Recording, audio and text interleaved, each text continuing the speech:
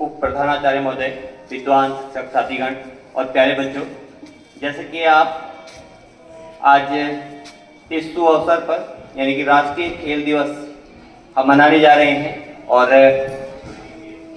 ये दिवस हम मेजर ध्यानचंद जी के जन्मदिन के अवसर पर मनाते हैं। कहानी से मैं आपको जोड़ता हूँ। इन्होंने आर्मी ज्वाइन की। आर्मी ज्वाइन करने के बाद 1928 में, 1932 में और 1936 में 3 ओलंपिक में हॉकी में भारत का प्रतिनिधित्व किया।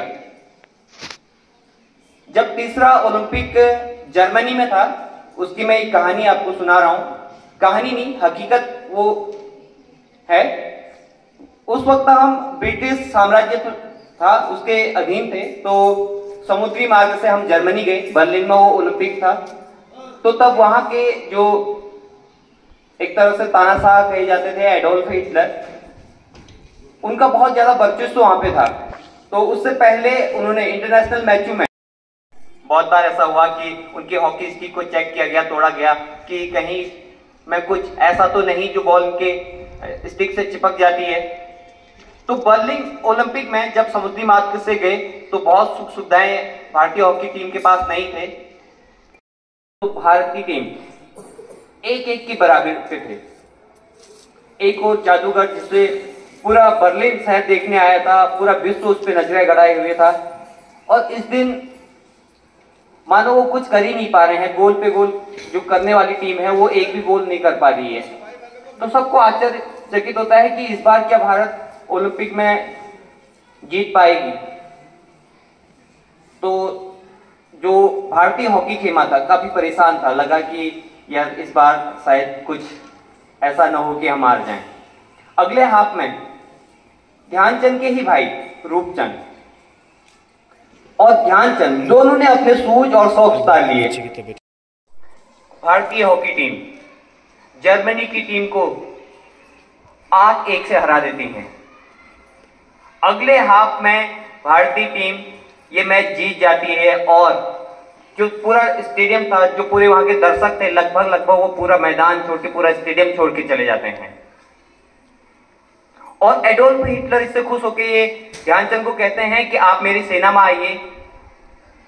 जब मेजर ध्यानचंद सूबेदार की पोस्ट पे थे और बहुत ज्यादा सुख सुविधाएं नहीं थी, हम ब्रिटिश के अधीन थे, तब कहते हैं कि जर्मनी के जो सर्वे सर्वा थे एडोल्फ हिटलर कहते हैं कि मैं आपको अपनी सेना में लेता हूं और आपको मार्शल बना दूंगा। तो उस वक्त सबसे जो महत्वपूर्ण बात मेजर ध्यानचंद ने कही वो ये थी कि मुझे अपने देश को आगे लेके जाना है। कहने का तात्पर्य ये था कि एक और सुख सुविधाएं थी, पदोन्नति मिल रही थी, सुख सुविधाएं मिल रही थी और ऐसे देश का प्रतिनिधित्व करने की आपको ऑफर मिल रहा था जहां पे सब कुछ है। लेकिन ध्यानचंद ने अपने देश को प्राथमिकता दी, चाहे हालात कैसे भी है। मेजर ध्यानचंद ने यह कहा कि मुझे अपने देश को आगे लेके जाना है, मैं सूबेदार काफी हूं। तो कहने का तात्पर्य यह है कि हमारे हालात कैसे भी हों, हमें अपने मेहनत के बल पे हमेशा आगे बढ़ते रहना चाहिए। और इसके अतिरिक्त मैं एक और बात आपको बता दूं, वो चांदनी रातों में अकेले घंटों, चांदनी रात है, घंटों लाइट ऐसी फैसिलिटी, बहुत आज की जैसी फैसिलिटी नहीं है। घंटों रातों रात वो प्रैक्टिस कर रहे हैं, अपने हॉकी स्टिक से लगे हुए हैं। रेल की पटरी आप देखते हैं बहुत छोटी होती है, उस पे हॉकी स्टिक और बॉल के साथ खेल रहे हैं। तो ऐसा दृढ़ संकल्प वाला व्यक्तित्व आज हमारे सामने, आज इस दिन के रूप में हम मना रहे हैं।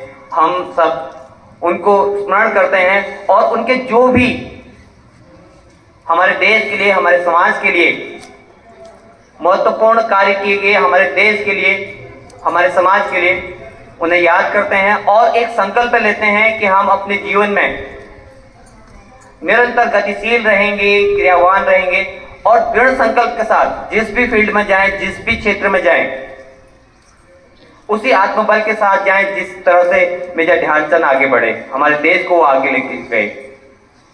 और इसी संबंध में एक और चीज मैं आपसे कहूंगा कि आप अपने मनोबल को हमेशा बढ़ा के रखें और साथ ही साथ उस मनोबल को बढ़ाए रखने के लिए आप अपने दैनिक जीवन में स्वास्थ्य से जुड़ी हुई हर एक गतिविधि में जुड़ें, चाहे वो स्पोर्ट्स का कोई हिस्सा हो, योग में ध्यान की कोई प्रक्रिया हो, या आपके विषय और समाज से जुड़ी हुई कोई बहुमूल्य चीज हो।